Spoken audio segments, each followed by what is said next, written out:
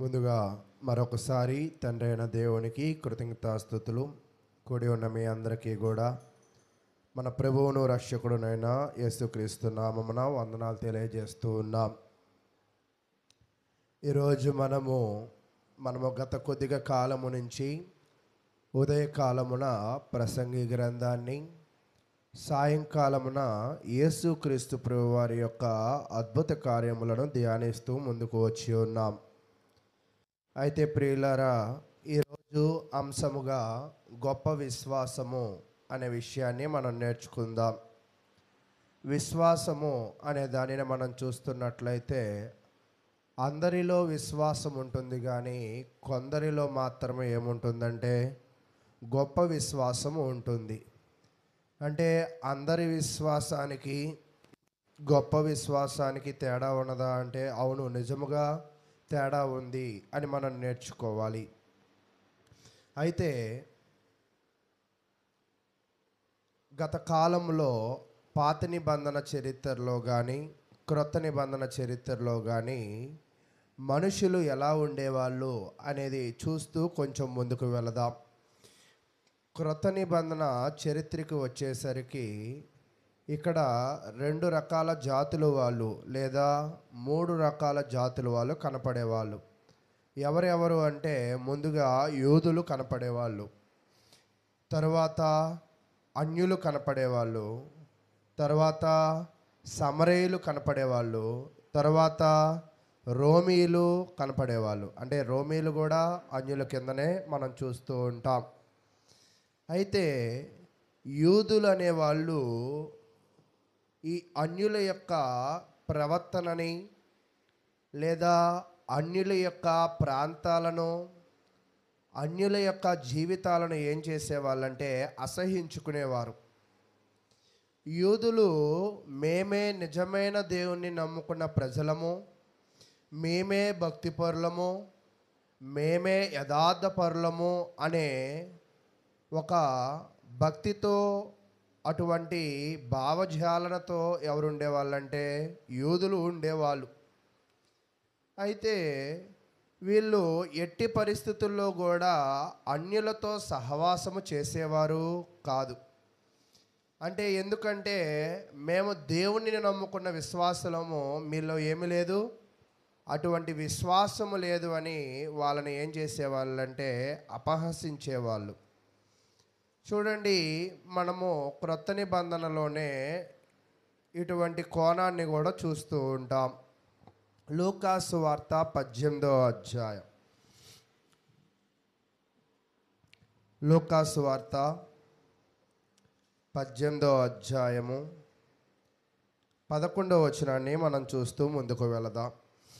పరిసేయుడు నిలువబడి, దేవా, నేను చోరులను, అన్యాయస్తులను, వ్యభిచారులనైనా ఇతర మనుషుల వలనైనను ఈ సుంకరి వలనైనను ఉన్ననందుకు నీకు కృతజ్ఞతాస్తుతులు చెల్లించుచున్నాను.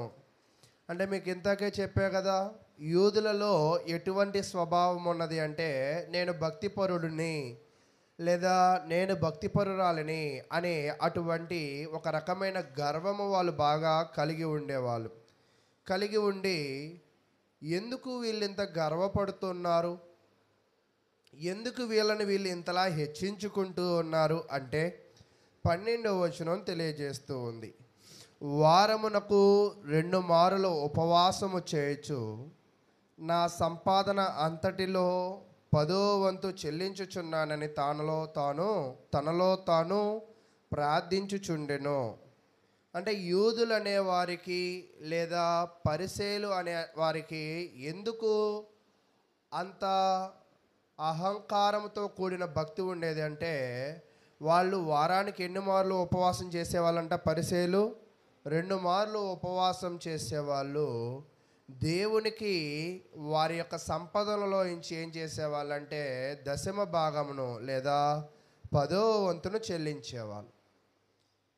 అంటే వీళ్ళు ఇశ్రాయేలు దేవుని నమ్ముకున్నందుకు గర్విస్తున్నారు, ఆయన దగ్గర ఉపవాసం ఉండి ప్రార్థన చేస్తున్నందుకు గర్విస్తున్నారు, తర్వాత వాళ్ళ సంపదలో నుంచి కానుకలు ఇస్తున్నందుకు కూడా వాళ్ళు ఏం చేస్తున్నారంటే అతిశయిస్తూ ఉన్నారు.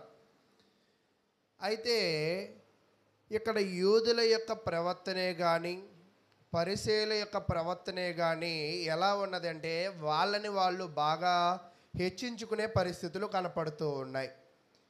ఈరోజు మన జీవితంలో మనం నేర్చుకోవాల్సింది ఏమిటి అంటే, దేవుడు ఎలాంటి గొప్ప పరిస్థితిని మనకిచ్చినా కూడా మనల్ని హెచ్చించుకునే వారిగా ఉండకూడదు.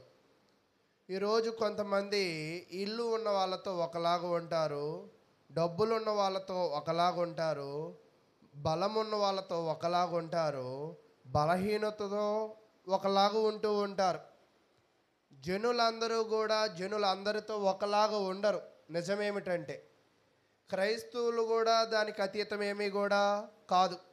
క్రైస్తవులు కూడా చూడండి, కొంతమందితోనే సహవాసం చేస్తారు, అందరితో సహవాసం అనేది చేయరు.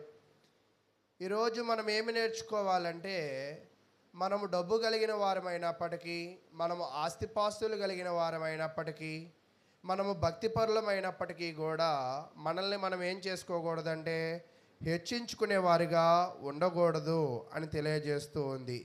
లేదా ఎవరిని తక్కువ చూపు చూసేవారిగా మనము ఉండకూడదు.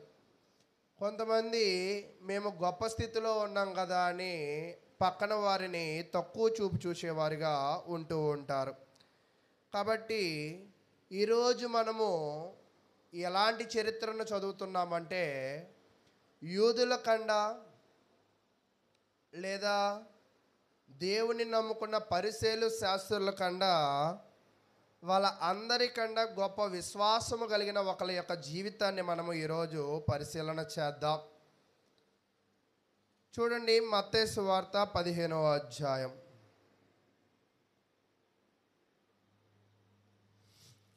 మత్తయి సువార్త 15వ అధ్యాయము 21వ వచనం నుంచి మనం చదువుకుంటూ ముందుకు వెళదాం. మత్తయి సువార్త 15వ అధ్యాయము 21వ వచనాన్ని మనం పరిశీలన చేస్తూ ఉన్నప్పుడు, యేసుక్రీస్తు ప్రభువారు మీకు ఎప్పుడూ కూడా చెప్తూ ఉంటా, ఆ యొక్క ప్రాంతాలు ఎలాగుండేవంటే గలిలయ, సమరయ, యూదయ అనే ప్రాంతాలుగా ఉండేవి. యేసుక్రీస్తు ప్రభువారి యొక్క పరిచర్య ఈ 3 ప్రాంతాలలో కూడా బాగా కొనసాగినట్లుగా మనం చూస్తూ ఉన్నాం. కొనసాగిస్తున్నప్పుడు ఆయన ఎప్పుడూ కూడా ఒక ప్రాంతంలో ఉండి సేవ చేయలా. ఈరోజు పాస్టర్లుగా ఉన్న వాళ్ళు ఉంటారు కదా, అంటే దేవుని వాక్యాన్ని ప్రకటించే వాళ్ళు ఉంటారు కదా, వీళ్ళు ఏం చేస్తారంటే ఎప్పుడూ కూడా ఒక ప్రాంతంలో ఉండి సేవ చేస్తూ ఉంటూ ఉంటారు. కానీ యేసుక్రీస్తు ప్రభువారు తన యొక్క పరిచర్య ఎప్పుడూ కూడా ఒక ప్రాంతంలో ఉండి ఆయన చేయలేదు. ఆయన ఎప్పుడూ కూడా ఒక ప్రాంతం నుంచి మరొక ప్రాంతానికి వెళుతూనే ఉండేవాడు. అక్కడ మీరు చూస్తున్నప్పుడు మ్యాప్ పాయింట్లో తూరు, సీదోను అనే రెడ్ కలర్ పాయింట్స్ ఉన్నాయి కదా. ఇప్పుడు యేసుక్రీస్తు ప్రభువారు సముద్రానికి పక్కన ఉన్న ఆ తూరు, సీదోను అనే ప్రాంతాలకి ఇప్పుడు వెళ్ళాడు. మీరు చూశారు కదా, ఎక్కడ ఉన్నాయి అవి? ఆ మ్యాప్ పాయింట్లో సముద్రం పక్కన ఉన్న ప్రాంతాలు. ఈ ప్రాంతాలను ఏమంటారంటే అన్య ప్రాంతాలు అని అంటారు. అన్య ప్రాంతాలంటే దేవుని వాక్యమును తెలియని ప్రాంతాలు. యేసుక్రీస్తు ప్రభువారి పరిచర్యకి, ఈరోజు సేవకులుగా చెప్పుకోబడుతున్న వ్యక్తుల యొక్క పరిచర్యకి చాలా వ్యత్యాసం ఉన్నది. ఆయన ఎప్పుడూ కూడా ఒక ప్రాంతంలో కాక అనేకమైన ప్రాంతాలకి, ఊర్లకి తిరిగేవాడు. కానీ ఈరోజు సేవకులు వాళ్ళ చర్చిలోనే పనిచేస్తూ ఉంటారు కానీ బయట ప్రాంతాలకి తిరగరు. మొదటిది. రెండవది ఏమిటంటే, ఈరోజు ఉన్న సేవకులు వాక్యం తెలిసిన వాళ్ళకే వాక్యం చెప్తూ ఉంటారు, అంతేనా? కానీ యేసుక్రీస్తు ప్రభువారు వాక్యము తెలియని అన్య ప్రాంతాలైన దేవుని వాక్యము ఎరుగని సమరయ ప్రాంతాలలో కూడా ఆయన ఏం చేశాడంటే వాక్యము ప్రకటించినట్లుగా మనం చూస్తూ ఉన్నాం. కాబట్టి ఈరోజు మనం నేర్చుకోవలసింది ఏమిటి అంటే యేసుక్రీస్తులాగా మనము కూడా వాక్యము తెలియని వాళ్ళకి వాక్యము చెప్పేవారిగా మనము ఉండాలి. సరే, మరలా చరిత్రలోకి వెళదాం. ఈయన అక్కడ ఏం చెప్తున్నాడంటే యేసు అక్కడ నుండి బయలుదేరి తూరు సీదోనుల ప్రాంతములకు వెళ్ళగా అని అన్నాడు. అంటే యేసుక్రీస్తు ప్రభు గారు ఎక్కడా కూడా నిలకడగా స్థిరంగా కూర్చున్నట్లుగా ఎక్కడ మనము చూడలేదు. అయితే వెళ్ళగా అనే పదానికి అర్థం ఏమిటంటే, వెళ్ళగా అనే పదానికి అర్థం ఏమిటి అంటే ఆశ్రయించెను. ఆయన ఏ ప్రాంతానికి వెళితే ఆ ప్రాంతంలో జనులను ఏం చేసేవాడంటే ఆశ్రయించేవాడు. ఆ ప్రాంతాలలో వాళ్ళతో కలిసిపోయేవాడు. వాళ్ళతో ఒక ప్రాంతాల్లో ఒక ఊరిని ఎన్నుకొని వెళ్ళి వాక్యమును చెప్పేవాడు. అంటే యేసుక్రీస్తు ప్రభు వారి యొక్క దినచర్య ఎలాగుండేదంటే ఇక్కడ కొంతకాలం ఉండి వాక్యం చెప్పేవాడు, లేదా కొద్దిగా సేపు ఉండి వాక్యం చెప్పేవాడు, దీనిని విడిచి మరొక ఊరు వెళ్ళేవాడు. అంటే దీనిని విడిచేవాడు, మరొక ఊరిని ఏం చేసేవాడు, పట్టుకునేవాడిగా ఉండేవాడు. అయితే 22వ వచనాన్ని చదువుకుందాం. ఇదిగో ఆ ప్రాంతములో నుండి కానాను స్త్రీ ఒకతే వచ్చి, ప్రభువా, దావీదు కుమారుడా, నన్ను కరుణింపము, నా కుమార్తె దెయ్యము పట్టి బహు బాధపడుచున్నదని కేకలు వేసెను. ఈయన ఏమో వాక్యము చెప్పడానికి అనేకులను దైవికముగా నడిపించడానికి ఈయన వెళుతూ ఉన్నప్పుడు ఆయన దగ్గరికి ఎవరు వచ్చారంటే ఒక స్త్రీ వచ్చింది. ఆ స్త్రీ యొక్క పేరుని ఇక్కడ ఇవ్వలేదు, కానీ ఆ స్త్రీ ఏ జాతి కలిగిన ఆమె అనేది చెప్తున్నాడు, లేదా ఏ ప్రాంతము కలిగిన ఆమె అనేది చెప్తూ ఉన్నాడు. ఆ స్త్రీ ఏ ప్రాంతము కలిగిన ఆమె అంటే ఆమె కానాను స్త్రీ అని చెప్తూ ఉన్నాడు. అయితే మత్తయి సువార్తలో ఏమో కానాను స్త్రీ అని చెప్పాడు కదా. మార్కు సువార్త 7వ అధ్యాయం తీయండి. మార్కు సువార్త 7వ అధ్యాయము 26వ వచనాన్ని మనం చదువుకుందాం.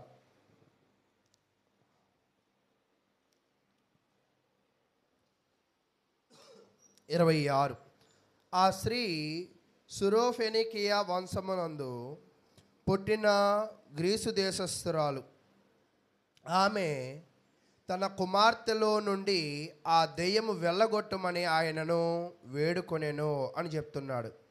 మీరు గమనించినట్లయితే మత్తయి సువార్తలో ఏమో కానాను స్త్రీ అని చెప్తున్నాడు, మార్కు సువార్తలో ఏమో సురోఫెనికియా అనే ప్రాంతము కలిగిన స్త్రీ అని చెప్తూ ఉన్నాడు. అంటే కానాను సురోఫెనికియా ఒకటేనా అంటే అవును, ఒకటే. ఆది కాండంలో మనం చూస్తున్నప్పుడు కానానీయులు పుడతారు. ఈ కానానీయులకు పుట్టిన వాళ్ళు ఎవరంటే సీదోను వాళ్ళు. ఈ సీదోను వాళ్ళని కూడా ఏమంటారంటే ఫెనీకీలు అంటారు. అంటే కానాను వాళ్ళన్నా సీదోను వాళ్ళన్నా ఫెనీకీలు అన్నా కూడా ఒక్కటే అని మనం అర్థం చేసుకోవాలి. అయితే వీళ్ళు నీచపు మతము కలిగిన వాళ్ళు, అంటే నీచపు ఆచారాలు కలిగిన వాళ్ళు, వాక్యానికి విరుద్ధమైన భావజాలములు కలిగిన వాళ్ళు, దేవునికి వ్యతిరేకమైన అభిప్రాయాలు కలిగిన వాళ్ళు అయినప్పటికీ కూడా ఈ స్త్రీ ఎవరిని వెంబడిస్తుందంట? యేసుక్రీస్తుని వెంబడిస్తూ ఉంది. అయితే పాత నిబంధనలో ఒక చట్టము ఉండేది. ఏంటి ఆ చట్టము అంటే, యూదులు అనే వాళ్ళు అన్యులకు ఏం చేయకూడదంటే సహాయము చేయకూడదు. అన్యులను ఏం చేయాలంటే వాళ్ళ దగ్గర నుంచి నిర్మూలన చేసుకోవాలి. వాళ్ళతో జీవనాన్ని ఏం చేయకూడదంటే కొనసాగించకూడదు. ద్వితీయోపదేశ కాండము 7వ అధ్యాయము 1వ వచనాన్ని చదువుకుంటూ ముందుకు వెళదాం. ఈ కానాను సురోఫెనికియా అనే ఈ స్త్రీ వారి యొక్క ఆచారాలు మంచిది కాదు, వాళ్ళ యొక్క ప్రాంతాలు మంచివి కావు. అయినప్పటికీ కూడా ఈమె ఎవరిని వెంబడించిందంట? యేసుక్రీస్తును వెంబడించింది. అయితే మరి యేసుక్రీస్తుని వెంబడిస్తూ ఏం అడుగుతుందంటే సహాయం అడుగుతుంది. మరి చెయ్యచ్చా అంటే ద్వితీయోపదేశ కాండము 7వ అధ్యాయం 1వ వచనం నుంచి మనం ముందుకు వెళదాం. నీవు స్వాధీనపరచుకొనబోవు దేశములోనికి నీ దేవుడైన యెహోవా నిన్ను చేర్చి బహుజనములను అనగా సంఖ్యకును బలమునకును నిన్ను మించిన హిత్తీలు, గిర్గాషీలు, అమోరీలు, కానానీలు, పెరిజ్జీలు, హివ్వీలు, యోబూసీలను అను 7 జనములను నీ ఎదుట నుండి వెళ్ళగొట్టిన తరువాత నీ దేవుడైన యెహోవా వారికి అప్పగించినప్పుడు నీవు వారిని హతము చేయవలెను, వారిని నిర్మూలము చేయవలెను, వారితో నిబంధన చేసుకోకూడదు, వారిని ఏం చేయకూడదంటే కరుణింపకూడదు. అంటే దేవుడైన యెహోవా ఇశ్రాయేలు ప్రజలకి ఇచ్చిన విషయం ఏమిటి అంటే ఇతర జాతుల వాళ్ళ మీద నువ్వేం చేయకూడదంటే నిబంధన చేసుకోకూడదు, లేదా వాళ్ళకి కరుణ కూడా ఏం చేయకూడదంట, చూపించకూడదు. మీకు ఒక మాట గుర్తు రావాలి. అదేంటండి, ఇదే దేవుడు నిన్ను వలె నీ పొరుగు వారిని ప్రేమించమన్నాడు కదా, మరి వీళ్ళని ఎందుకు ద్వేషించమంటున్నాడంటే వీళ్ళు కలిగి ఉన్న విధి విధానాలను బట్టి, వీళ్ళు కలిగి ఉన్న అతిక్రమములను బట్టి, వీళ్ళ కలిగి ఉన్న స్వభావాలను బట్టి కొంతమందిని మనం ఏం చేయాలంటే విసర్జించాలి అని తెలియజేశాడు.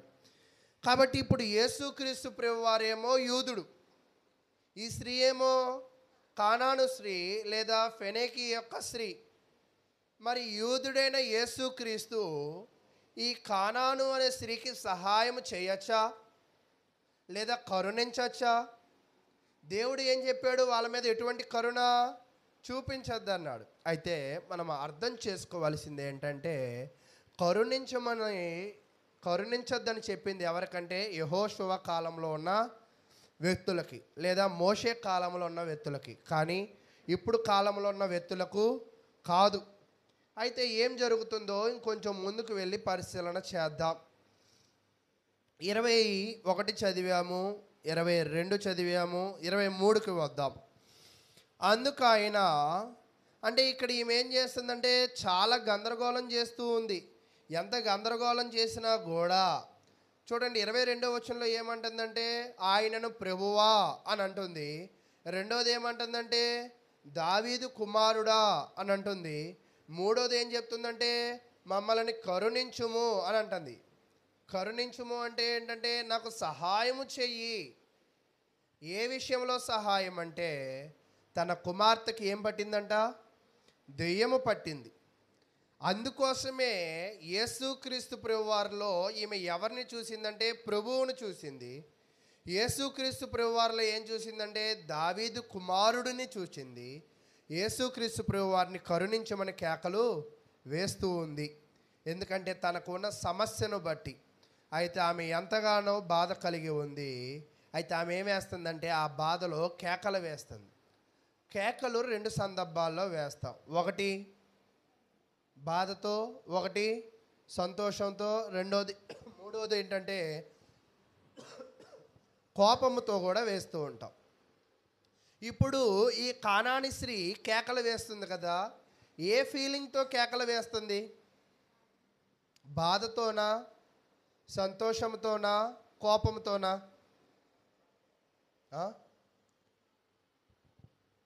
ఈమె తన కుమార్తెకు కలిగిన దెయ్యమును బట్టి బాధతో ఏం చేస్తుందంటే కేకలు వేస్తూ ఉంది.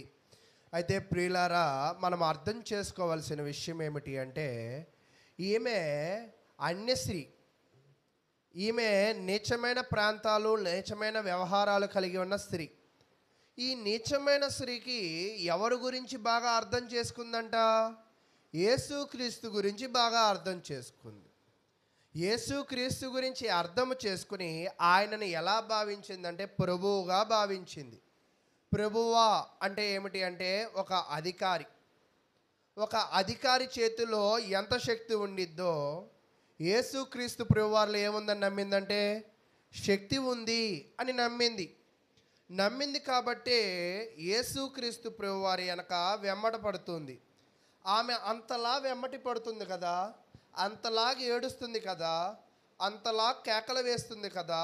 అయితే యేసుక్రీస్తు స్పందన ఎలా ఉన్నదంటే ఆయన ఒక్క మాట కూడా ఆమెతో పలకలేదు. మరి ఒక్క మాట కూడా పలకకపోతే ఆమె ఏమైపోవాలి? నిరాశపడిపోవాలి. అమ్మో, ఈయనని ఎంత పిలిచినా ఈయన పలకట్లేదు, ఈయన నా బాధను అసలు పట్టించుకోవట్లేదు అని ఏమైపోవాలంటే నిరుత్సాహపడిపోవాలి. అయితే ఈమెం బాగా నమ్మిందంటే ఈయన మాత్రమే నా కుమార్తెకు కలిగిన దెయ్యమును ఏం చేయగలడంట, వదిలించగలడు అని బాగా నమ్మకం కలిగి ఉంది. నమ్మకం కలిగి ఉండి యేసుక్రీస్తు ప్రభువారిని వెంబడిస్తూ ఉంది.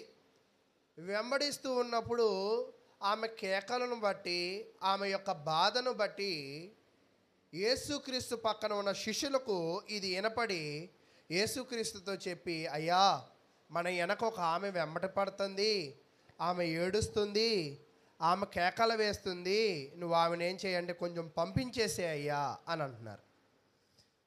ఆమె బాధ వినమంటున్నారా, పంపించేయమంటున్నారా? పంపించేయమంటున్నారు. అంటే సహాయం చేయవలసిన వాళ్ళేమో, సహాయం చేసే యేసేమో పలకట్లా, పక్కన ఉండే శిష్యులు ఏం చేయమంటున్నారు, పంపించేయమంటున్నారు. అంటే అక్కడ ఆమె ఏమవుతుందంటే అలక్ష్యం చేయబడుతుంది. ఆమె యేసుక్రీస్తుతో శిష్యులతో ఏమవుతుందంటే నిరాకరింపబడుతుంది. అమ్మా, నిన్ను మేమేమి పట్టించుకోము అనే విధంగా వాళ్ళు ఉన్నారు. పంపివేయడానికి శిష్యులు కూడా ప్రయత్నం చేస్తున్నారు.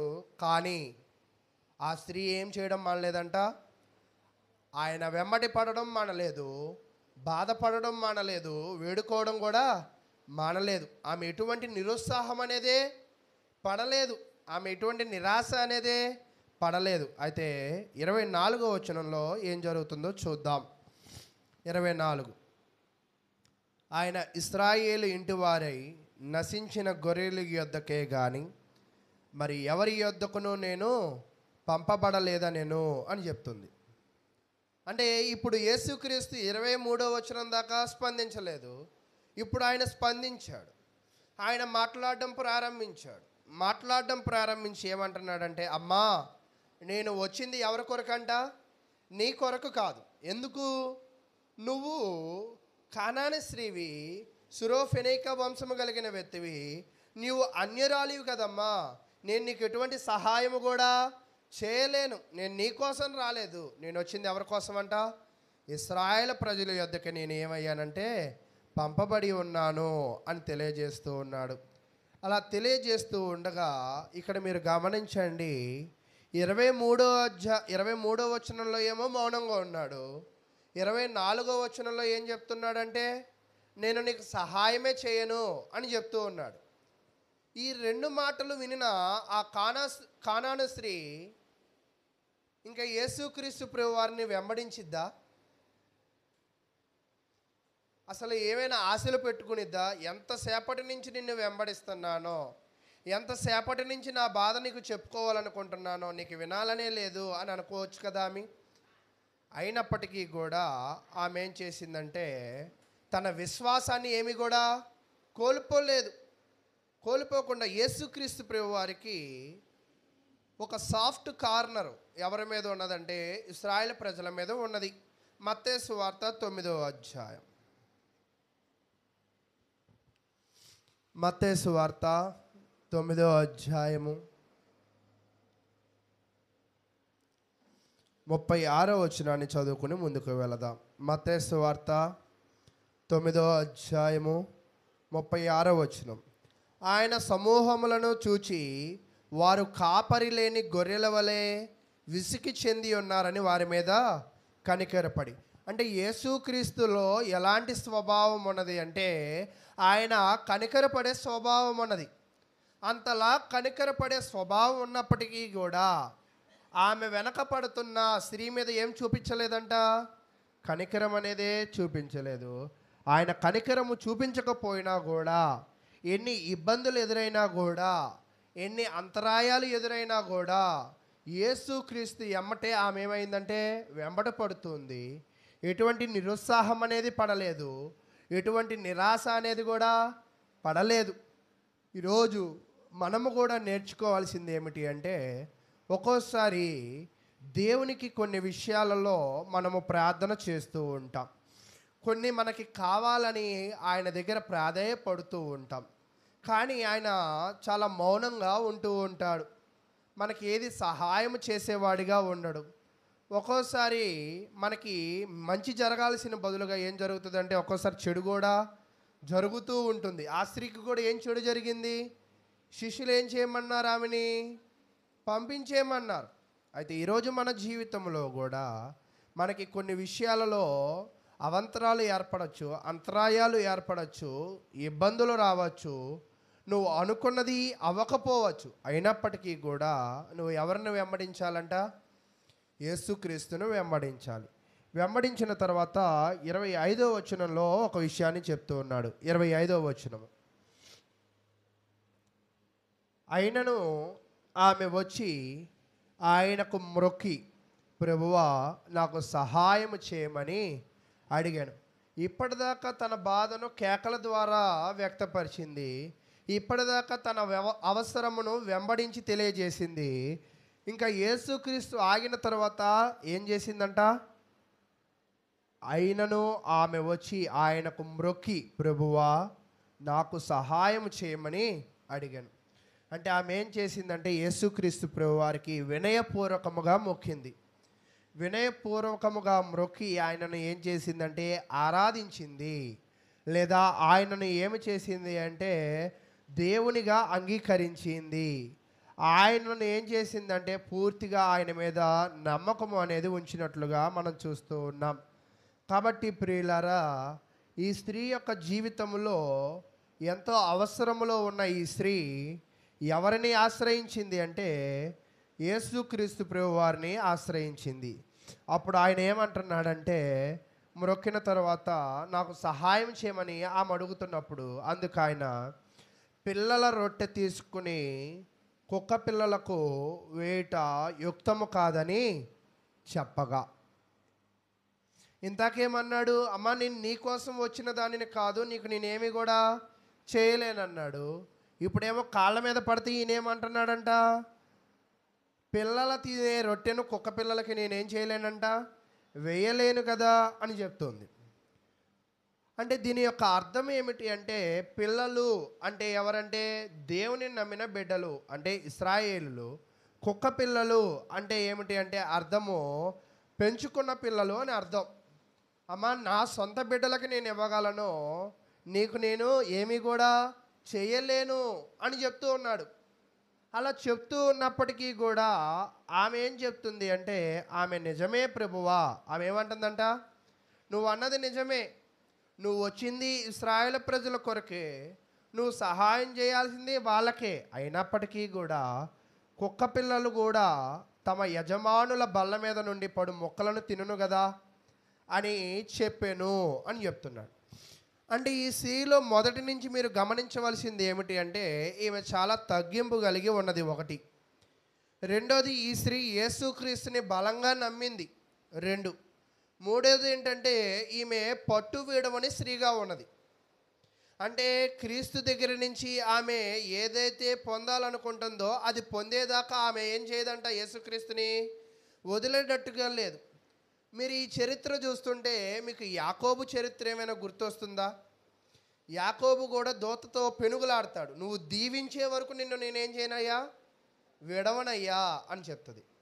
అంటే ఈ స్త్రీ కూడా తను తన కుమార్తెకు పట్టిన దెయ్యమును క్రీస్తు ప్రభు వారు స్వస్థపరిచేదాకా ఈమె ఏం చేయదంట, ఆయనను విడిచిపెట్టేటట్టుగా లేదు. ఈరోజు మనము కూడా మన జీవితంలో ఎలాంటి వ్యక్తులుగా ఉండాలి అంటే, మనము పొందాలనుకునేది పొందే వరకు వాక్యానుసారంగా మనం ఏం చేయాలంటే యేసుక్రీస్తు ప్రభు వారిని అంటిపెట్టుకుని జీవించేవారిగా ఉండాలి. అలా అంటిపెట్టుకుని జీవించినప్పుడు మనకెన్నో సమస్యలు వస్తాయి, లేదా మనకెన్నో ఇబ్బందులు వస్తాయి. అయినప్పటికీ కూడా మనం ఎలా ఉండాలి అంటే వినయపూర్వకముగా ఉండాలి, పట్టుదలతో మనము ఉండేవారిగా ఉండాలి.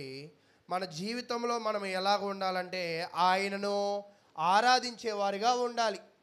ఈరోజు చాలామంది వ్యక్తులు ఎలాగ ఉంటారంటే ఎందుకు ప్రార్థనకి రావట్లా అని అడిగామనుకోండి, మాకు ఫలానా సమస్య ఉన్నది, దేవుడు మాకేమి సహాయం చేయట్లేదు కాబట్టి మేము రాము, ప్రార్థనకి రామంటారు. ఇక్కడ వెంట పడుతున్న స్త్రీకి, కేకలు వేస్తున్న స్త్రీని కూడా యేసుక్రీస్తు ఫస్ట్ సహాయం చేయనన్నాడు. ఒక రకంగా శిష్యులు తరిమేద్దామని అనుకున్నారు, కానీ ఆమె ఏం చేసిందంట? ఆమె వెనుదిరగలేదు, ఆమె వెనుకాడలేదు. యేసుక్రీస్తు దగ్గర నుంచి పొందేదాకా కూడా ఆయనను ఏం చేసింది అంటే గోజు ఆడుకునే వ్యక్తిగా ఉంది. అయితే గోజు ఆడుకుంటున్నప్పుడు శిష్యులు అవమానించారు, యేసుక్రీస్తు ప్రభువారు కూడా అవహేళనగా ఉన్న ఒక సందర్భాన్ని చెప్పాడు. ఏమని? ఆమెను దేనితో పోల్చాడంట? కుక్కతో పోల్చాడు. ఈరోజు మనల్ని కూడా ఒకవేళ ఎవరైనా కుక్కలతో పోలిస్తే వింటామా? ఇంక నీ దగ్గర ఉండేది ఏంట్లే అని అనుకుంటూ ఉంటాం. అంటే ఇక్కడ మనం నేర్చుకోవాల్సింది ఏమిటి అంటే, మనం ఏదైనా ఒకటి పొందాలి అంటే కొన్ని ఖచ్చితంగా ఎదుర్కోవాలి. అది అవమానాలు అవ్వచ్చు, అవి నిందలు అవ్వచ్చు, అవి ఇబ్బందులు అవ్వచ్చు. అయితే మనం అనుకున్నది అనుకోగానే మనం పొందలేం. దానికి ఏమైందంత కొంత టైం పట్టిద్ది. ఆ టైం దాకా మనం ఏం చేయాలంటే కొంచెం ఓపిక పట్టాలి. అలా ఎవరైతే ఓపిక పడతారో ఖచ్చితంగా వాళ్ళ జీవితంలో గొప్ప మేలును చూసే గొప్ప అవకాశం అయితే ఉన్నది. చూడండి, గలతీలు రాసిన పత్రిక 3వ అధ్యాయం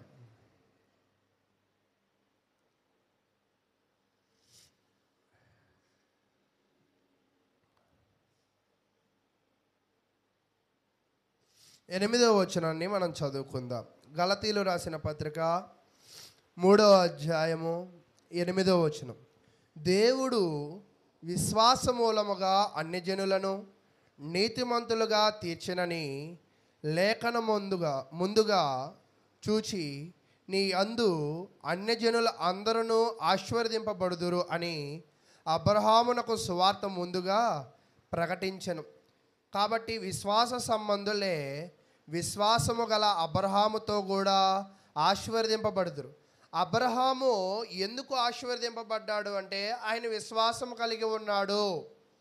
ఈరోజు నీవు నేను కూడా మన జీవితంలో వస్తున్న ఒడిదుడుకులను, మన జీవితంలో వస్తున్న సమస్యలను ఎదుర్కొని విశ్వాసములో ఒకవేళ నిలబడగలిగిన వాళ్ళమైతే, అబ్రహాము ఎలా ఆశీర్వదింపబడ్డాడో నీవును నేను కూడా ఏమవుతామంట?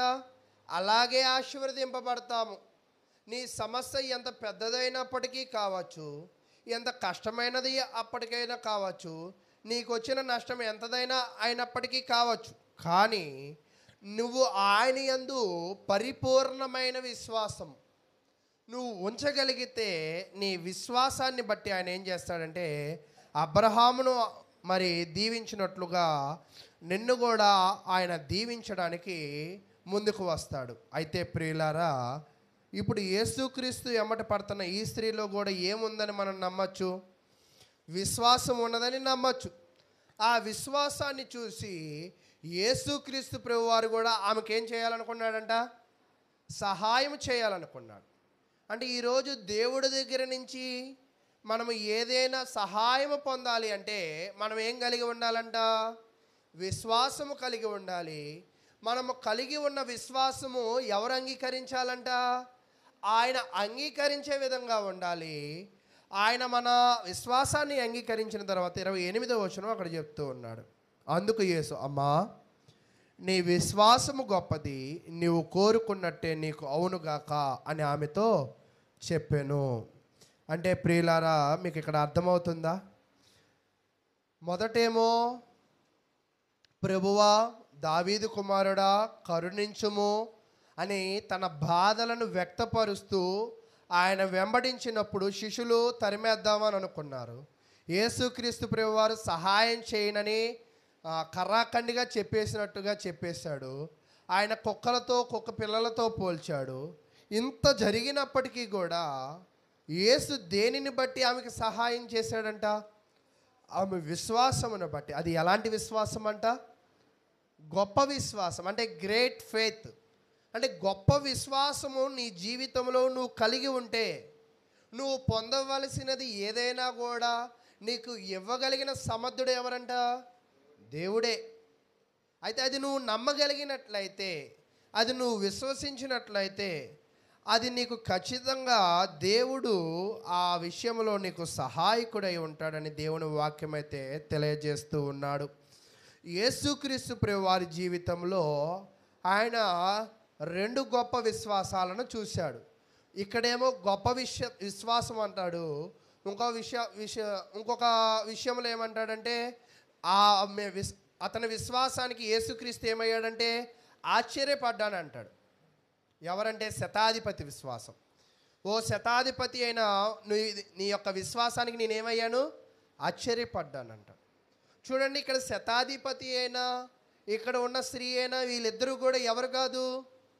యూదులు కాదు, దేవుని నమ్ముకున్న వాళ్ళు కాదు, దేవుడు జ్ఞానం ఉన్న వాళ్ళు కాదు. అయినప్పటికీ కూడా వీళ్ళు ఇరువురు కూడా యేసుక్రీస్తు గురించి విన్నారు. వినిన దానిని ఏం చేశారంటే నమ్మారు. నమ్మిన దానిని బట్టి ఆయనను బాగా ఏం చేశారంటే విశ్వసించారు కాబట్టే యేసు జీవమునకు ఏమై ఉన్నాడంట? ప్రభువై ఉన్నాడని వాళ్ళు గుర్తెరిగి యేసుక్రీస్తు దగ్గర వాళ్ళ యొక్క విశ్వాసమును చూపించి వాళ్ళ అవసరాలను తీర్చుకున్నారు. ఈరోజు మన జీవితంలో కూడా మన అవసరాలు తీర్చబడాలి అంటే మనం ఏమి కనపరచాల్సిన అవసరం ఉందంట? విశ్వాసమును కనపరచాల్సిన అవసరం ఉంది. విశ్వాసమును మనం కనపరిచినప్పుడు మనకి కూడా ఏమొస్తాయంట? ఎన్నో సమస్యలు, ఆటంకాలు వస్తాయి. వచ్చాయి కదా అని మనం ఏం చేయకూడదు? వెనుదిరిగే వారిగా ఉండకూడదు. మన విశ్వాసమును గట్టిగా పట్టుకున్నట్లుగా ఉండాలి. అయితే ఉదయకాలం కూడా చదివాం కీర్తనలు 125వ కీర్తన. ఈ వచనాన్ని చూసి ఈ వాక్యాన్ని ఇంకా ముగించుకుందాం. కీర్తనలు 125వ కీర్తన 1వ వచనాన్ని మనం చదువుకుందాం.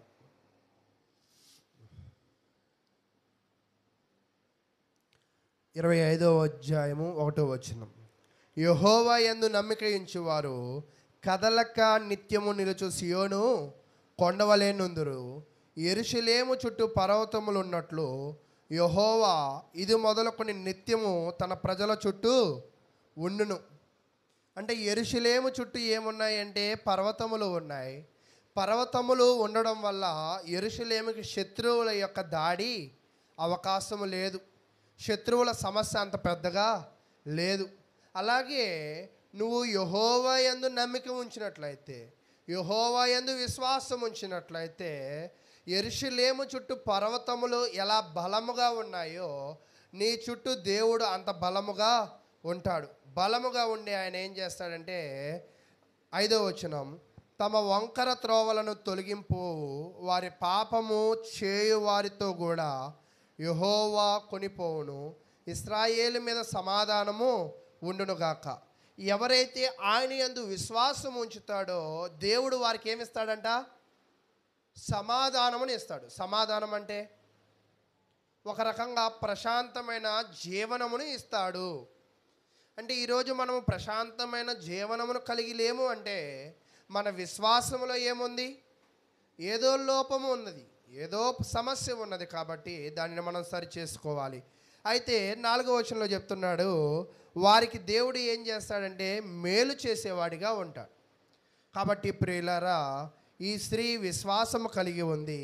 ఈ స్త్రీ క్రీస్తునందు నమ్మకం కలిగి ఉంది. ఈ స్త్రీ యేసును ఎన్ని సమస్యలు వచ్చినా వెంబడించింది. కాబట్టి యేసుక్రీస్తు ఆమెకు ఏం చేశాడంటే సహాయం చేయగలిగాడు.